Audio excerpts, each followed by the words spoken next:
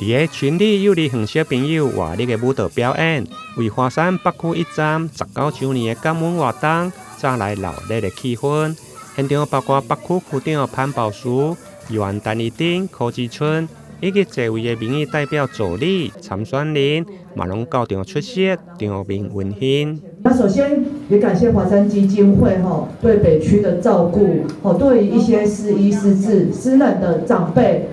給予很多的一個關懷，讓大家覺得說，咱在生活當中是一個溫暖的社會啦。所以今天是我們華山基金會在這裡的一個19週年慶。在這邊也代表黃偉哲市長感謝我們基金會的付出，讓這個社會上感到是這一份的一個溫暖融入每一個人的心中。那最後呢，也預祝今天的活動圓滿成功，所有的長輩呢都能夠心態健康吃飽去。華山基金會台南北區一站情景在地，在站長劉婉婷帶領志工，提供免費的到厝陪伴超過380位的弱勢長輩，行過孤單。到今年已經滿19周年，上午選在的小康社區老人休閒活動中心舉辦感恩的大會，現場當地北門里長徐亞青對着華山基金會付出嘛表示感謝。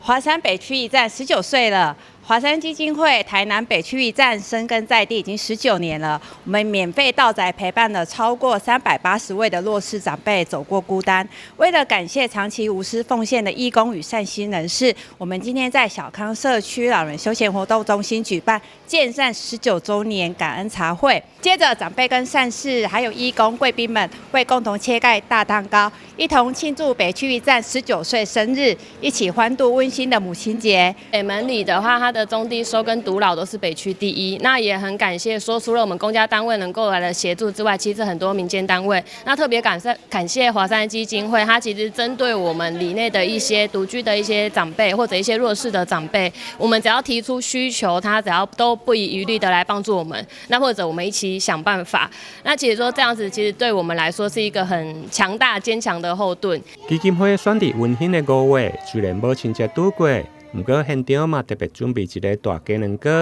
共同甲長輩來分享。現場基金會嘛特別頒贈感謝狀，感謝善心企業共同參與甲的贊助，希望借此拋磚引玉，吸引各個善心團體來響應。台南新聞林榮根採訪報道。